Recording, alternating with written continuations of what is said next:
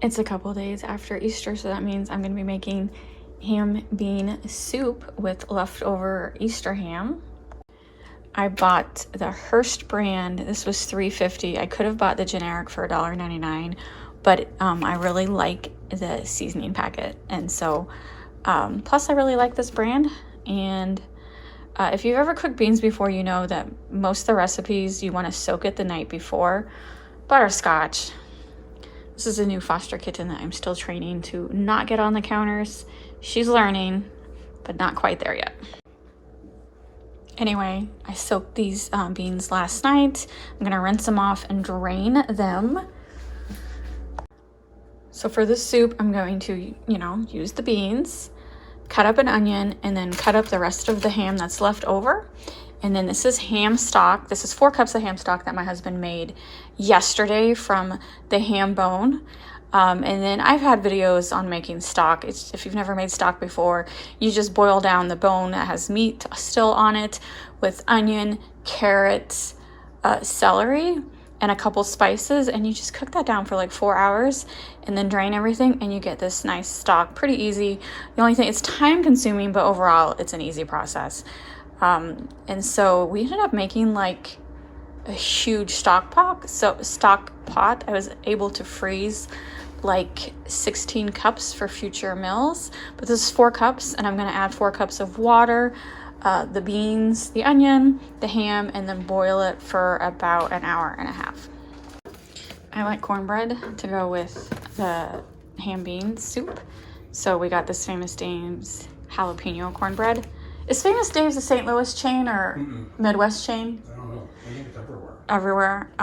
First time we tried this, I believe it was like $3.50 for the box. We need 1/3 cup milk, 1/3 cup water, 1 egg, and you can either do it in pan form or muffin form. I'm gonna do pan form, so I'm gonna get that started too. Haven't tried this before. We've tried their barbecue sauce and we love it, so hopefully this will be just as good. We have been to the restaurants in Branson, right? Or did St. Louis have one? Yeah, I think we did Kansas City. Kansas City, and we enjoyed it. Branson. Can't remember eating cornbread there, but I'm sure we did. Robert is cutting up the ham in small pieces. We're not using all the ham I showed earlier, just a couple slices, just because it's already like very strong ham flavor, and we want to save that ham for lunch tomorrow. So this was like pieces he pulled off the bone when he made the stock. Honey. So many bad cats in this house. So many bad cats. Getting ready to put the cornbread in the oven, and this strong jalapeno smell makes me very happy. Just a side note, I did have 4 cups of ham stock that I showed that we made that I started this soup with. I didn't have to, because this packet did come with ham flavor. I could have just used 8 cups of water and add this flavor at the end, which I am still going to add this flavor at the end, but I like extra ham flavor. So, and we made stock, so why not use it? I added a whole onion. It was a small onion. Maybe should have only did a half. It's a lot of onion. And then like a cupful of ham pieces. Could have added more, or could have added none. It's, personal preference, but we like a little ham in ours. So get that boiling for like an hour and a half. I think I already mentioned that, but let me get the cornbread in. And once this starts boiling, I won't have it on high the whole time. Once it starts really boiling, I'll turn it to like medium heat.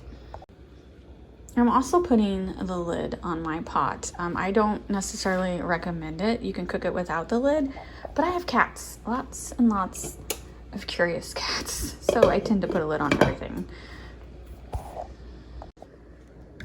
It's been an hour and a half, and you can see it cooked down about 1.5 inches. It looks really good. Salt and pepper to taste. Robert added the what'd you call it? Seasoning.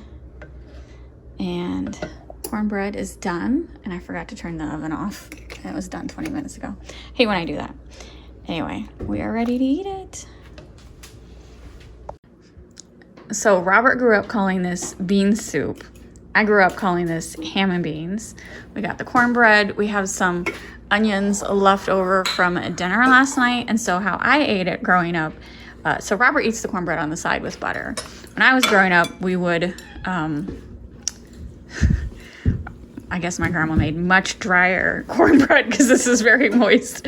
We would crumble the cornbread up on top. And then we would also add some onions. So it just worked out that we had some extra onions. Not that there wasn't already onions in it.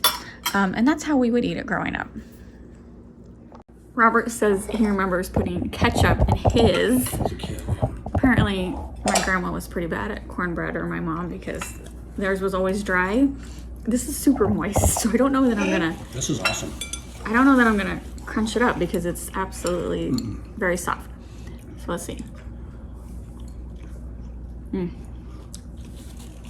That's really good cornbread. I would buy that again.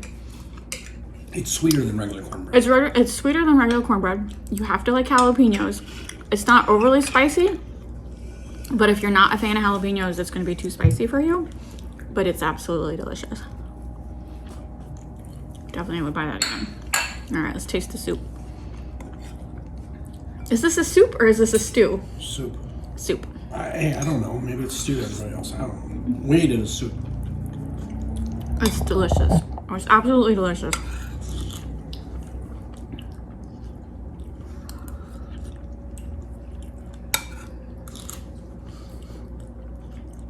And I mean, it's a leftover meal, basically, but it's like the best leftover meal.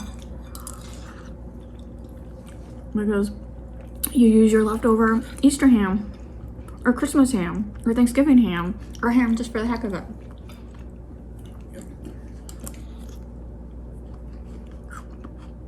I used the whole bag. That's enough for like at least 10 people. Like, we really should have just done like half of the bag because it's just the two of us. But we'll eat it for dinner tomorrow night, and then I will probably freeze the rest. I started freezing soup last October, and we ate everything I froze last October because I made a whole bunch of soup videos. We like defrosted and ate like in January and February, and they all turned out great.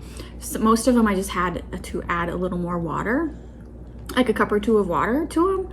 And then like the tomato based ones, I just added a little tomato paste, and the frozen soups turned out perfectly, except for the pasta ones. Was that the one? I wouldn't freeze. Yeah. There was a couple of the soups that had pasta in it. I would not do that again. The pasta does not defrost good at all, but the ones with the beans and stuff worked out perfectly. So live and learn. Don't freeze cooked pasta, in my opinion. So, but yeah, this is absolutely delicious. We need to buy ham bones more often.